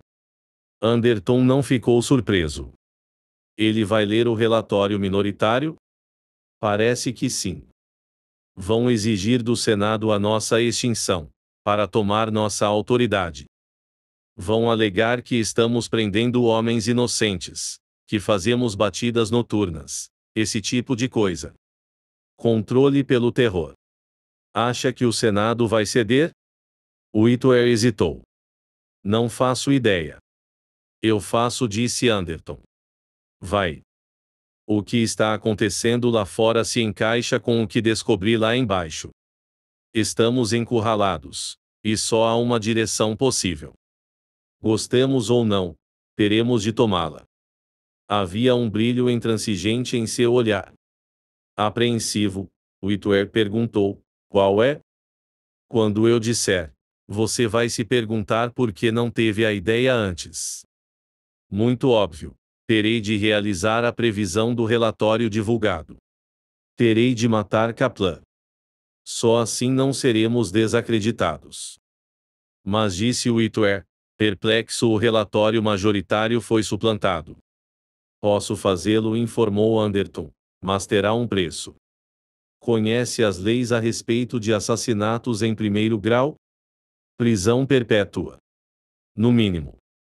É possível mexer os pauzinhos e alterar a pena para o exílio. Eu seria enviado a um dos planetas colônia, a boa e velha fronteira. Você, prefere? De jeito nenhum, disse Anderton, categórico. Mas seria o menor dos dois males. E tem de ser feito. Não entendo como pode matar Kaplan.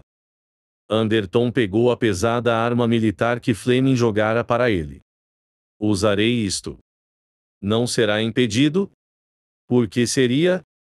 Eles têm o relatório minoritário, que diz que mudei de ideia.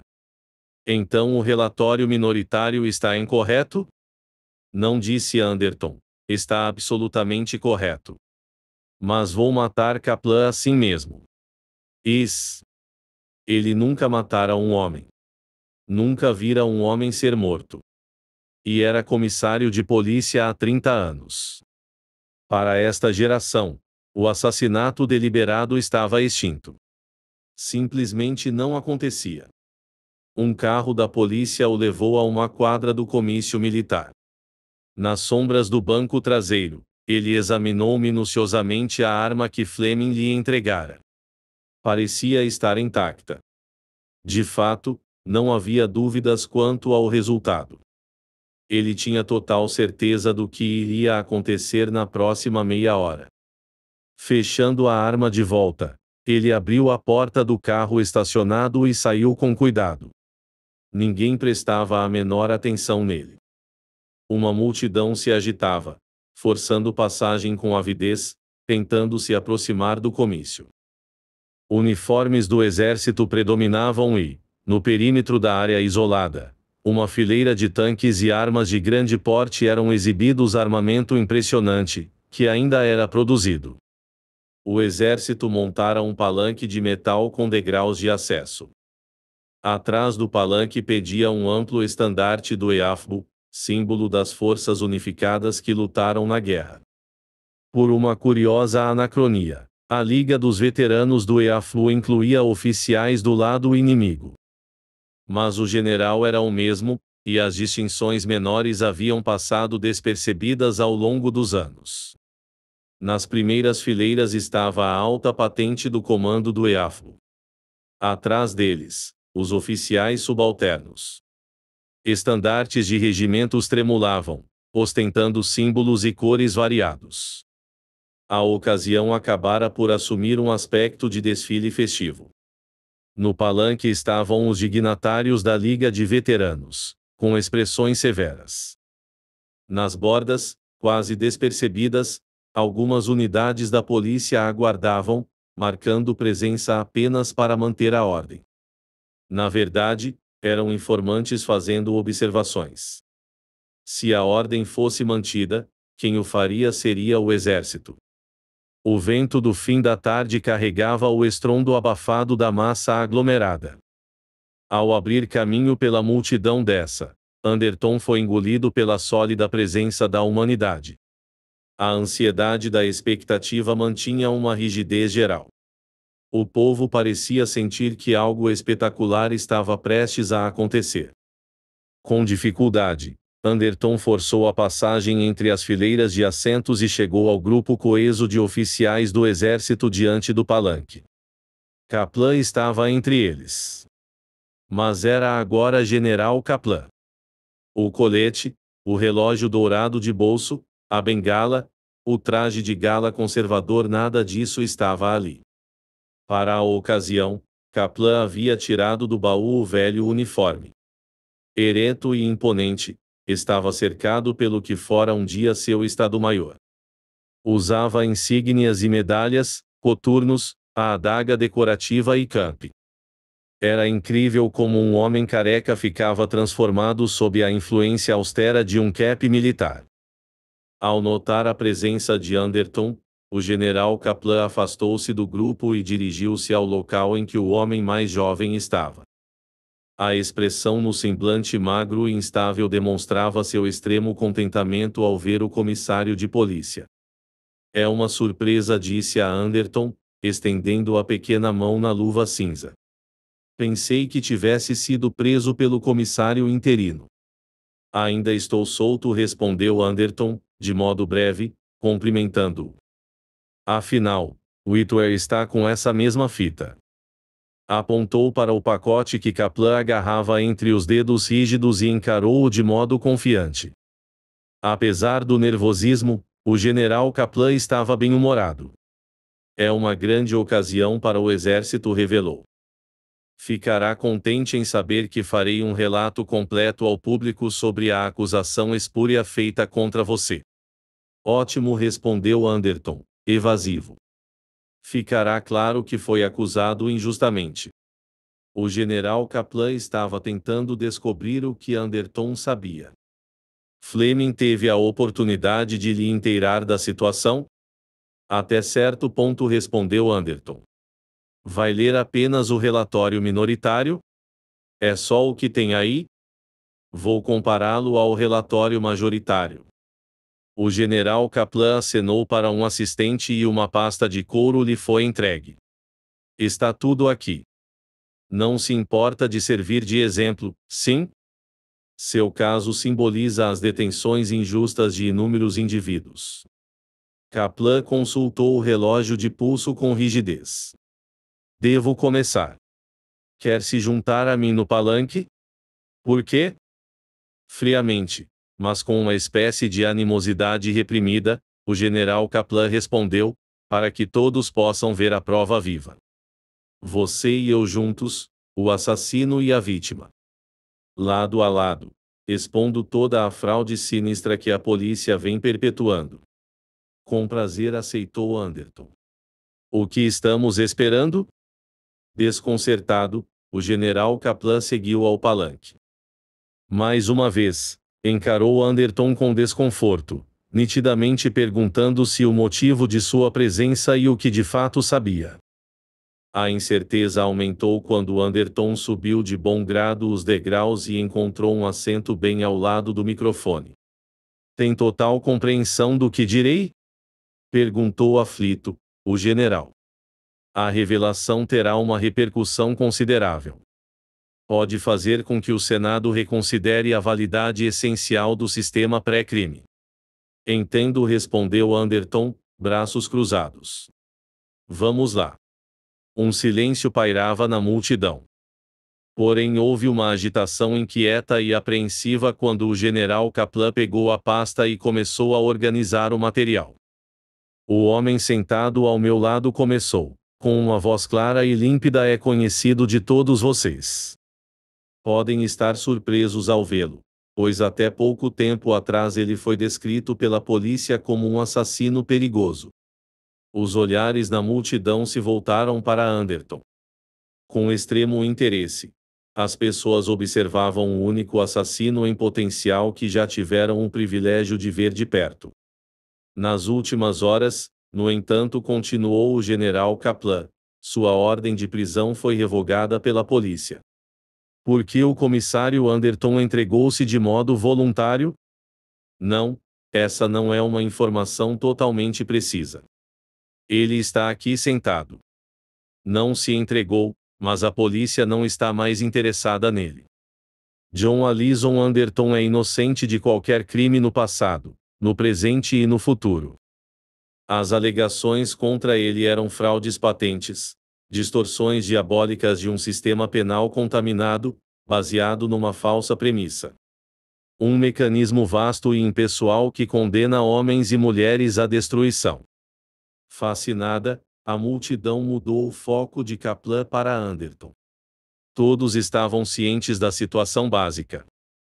Muitos homens foram detidos e aprisionados sob a pretensa estrutura profilática chamada pré-crime, prosseguiu o general Kaplan, com a voz cada vez mais carregada de sentimento e energia. Acusados, não de crimes que cometeram, mas de crimes que vão cometer. Afirma-se que esses homens, se permanecerem livres, cometerão crimes capitais em algum momento futuro.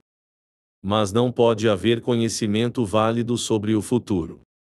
Assim que a informação precognitiva é obtida, ela é autoanulada. A afirmação de que este homem cometerá um crime futuro é paradoxal. O próprio ato de possuir tal dado o torna espúrio. Em todos os casos, sem exceção, o relato dos 3 precogs da polícia invalidou seus próprios dados. Se nenhuma prisão tivesse sido feita, ainda assim nenhum crime teria sido cometido. Anderton escutava distraído, ouvindo as palavras apenas parcialmente. A multidão, no entanto, ouvia com grande interesse. O general Kaplan juntava agora um resumo do relatório minoritário. Explicou o que era e como surgira. Do bolso do casaco, Anderton tirou a arma e segurou-a sobre o colo. Kaplan já colocava de lado o relatório minoritário, o material precognitivo fornecido por Jerry. Os dedos magros e nodosos buscaram o resumo do primeiro, Dona, e depois disso, Mike. Este era o relatório majoritário original, explicou. A afirmação, feita pelos 2 primeiros precogs, de que Anderton cometeria um assassinato. Eis agora o material invalidado automaticamente. Eu vou ler para vocês. Ele sacou os óculos sem aro, encaixou-os no nariz e começou a ler lentamente. Uma expressão estranha surgiu em seu rosto. Ele hesitou, gaguejou e calou-se bruscamente. Os papéis deslizaram de suas mãos. Como um animal encurralado, ele girou, agachou-se e fugiu do palanque. Por um instante, seu rosto franzido passou de relance por Anderton. Agora de pé, Anderton ergueu a arma, avançou rapidamente e atirou. Enroscado nas fileiras de pés que se projetavam das cadeiras no palanque, Kaplan deu um único grito agudo de agonia e pavor. Como um pássaro ferido, ele tombou, debatendo-se e agitando as asas, do palanque ao chão. Anderton foi até o guarda-corpo, mas já havia acabado.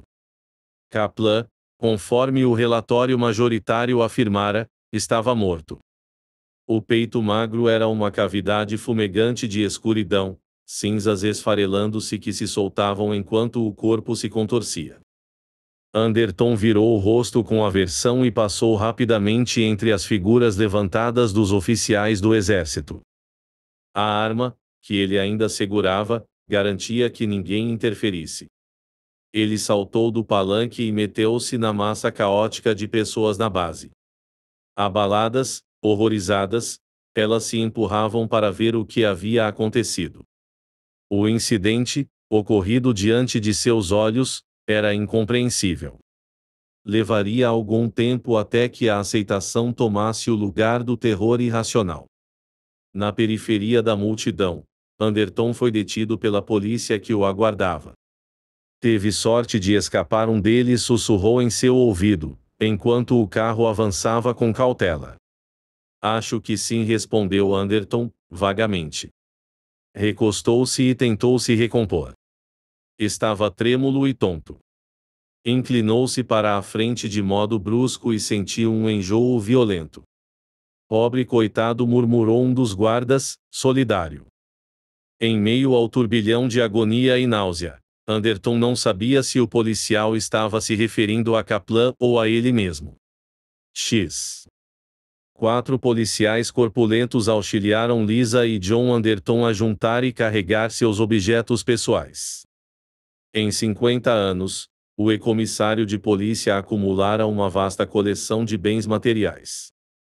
Sombrio e pensativo, ele observava a procissão de caixas que seguia para os caminhões. De caminhão, iriam direto ao campo de decolagem, e de lá para Centauro X em transporte intersistemas. Uma longa viagem para um homem velho. Mas ele não ia ter de fazer a jornada de volta. Lá vai a penúltima caixa, declarou Lisa, absorvida e preocupada com a tarefa. De suéter e calça, ela perambulava pelas salas vazias, verificando detalhes de último minuto. Acho que não vamos poder usar esses aparelhos atrônicos novos. Ainda usam eletricidade em Centre. Espero que você não se importe muito, disse Anderton. Vamos nos acostumar, respondeu Lisa, dando um sorriso passageiro. Não vamos? Espero que sim. Você tem certeza de que não vai se arrepender? Se eu pensasse. Sem arrependimentos, garantiu Lisa. Agora, que tal me ajudar com esta caixa? Enquanto entravam no primeiro caminhão, Whitwer aproximou-se num carro de patrulha. Saltou e correu até eles, o rosto estranhamente abatido. Antes de partirem, disse a Anderton: você terá que me passar algumas informações sobre a situação dos precogs. Estou sendo questionado pelo Senado. Querem descobrir se o relatório do meio, a retratação, estava errado. Ou quem? Confuso, ele concluiu: ainda não consigo explicar. O relatório minoritário estava errado, não estava? Qual relatório minoritário? Indagou Anderton, achando graça. Whitwer hesitou. Então é isso. Eu deveria ter percebido. Na cabine do caminhão, Anderton pegou o cachimbo e colocou o fumo. Usou o isqueiro de Lisa e, com o fumo aceso, começou as operações. Lisa tinha voltado para casa, querendo certificar-se de que não havia deixado passar nada de extrema importância. Havia 3 relatórios minoritários, disse a Whitwer, divertindo-se com a confusão do rapaz. Algum dia Whitwer aprenderia a não se envolver em situações que não entendesse completamente. A emoção final de Anderton era de satisfação. Mesmo velho e exausto, ele tinha sido o único a compreender a verdadeira natureza do problema. Os 3 relatórios foram consecutivos, continuou. O primeiro foi Dona. Nessa via temporal, Kaplan contou-me da conspiração, e eu matei de imediato. Jerry, que veio logo depois de Dona, usou o relatório dela como dado. Ele incluiu meu conhecimento a respeito do relatório. Nessa, a segunda via temporal, tudo o que eu queria era manter meu emprego. Não queria matar Kaplan. Estava interessado em meu cargo e em minha própria vida. E o relatório Mike foi o terceiro? Chegou depois do relatório minoritário? Whitwer corrigiu-se. Quer dizer, veio por último? O Mike foi o último dos 3, sim. Diante do conhecimento do primeiro relatório, eu decidira não matar Kaplan. Isso gerou o relatório 2. Mas diante desse relatório, mudei de ideia novamente. O relatório 2, situação 2, era a situação que Kaplan queria criar. Era vantajoso para a polícia recriar a posição 1. E nesse momento eu estava pensando na polícia. Eu havia entendido o que Kaplan estava fazendo. O terceiro relatório invalidou o segundo. Isso nos levou de volta ao começo. Lisa voltou, ofegante. Vamos. Já terminamos aqui. Ágil e flexível, subiu os degraus de metal do caminhão e posicionou-se junto ao marido e ao motorista. Este ligou o motor obedientemente e os outros caminhões fizeram o mesmo. Cada relatório era diferente, concluiu Anderton. Os 3 eram únicos. Mas 2 deles concordavam num ponto. Se ficasse livre, eu mataria Kaplan. Isso criou a ilusão de um relatório majoritário. Na verdade, tudo não passou disso. Uma ilusão. Dona e Mike previram o mesmo acontecimento, mas em 2 vias temporais totalmente diferentes, ocorrendo em contextos totalmente distintos.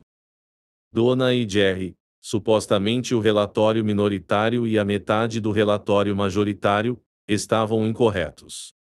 Dos 3, Mike era o correto. Uma vez que não chegou nenhum depois dele, para invalidá-lo. Isso resume tudo. Ansioso, Whitwer correu ao lado do caminhão, o rosto macio e loiro franzido de preocupação. Vai acontecer de novo? Deveríamos reformular a estrutura? Pode acontecer em apenas uma circunstância, disse Anderton. O meu caso foi único, uma vez que tive acesso aos dados. Poderia acontecer de novo, mas apenas ao próximo comissário da polícia. Portanto, cuide-se. Deu um breve sorriso irônico, reflexo da ampla sensação de conforto ao perceber a expressão tensa de Whitwer. Ao seu lado, os lábios vermelhos de Lisa contraíram-se e ela segurou a mão dele. Melhor ficar de olhos abertos, informou ao jovem Whitwer. Pode acontecer com você a qualquer momento.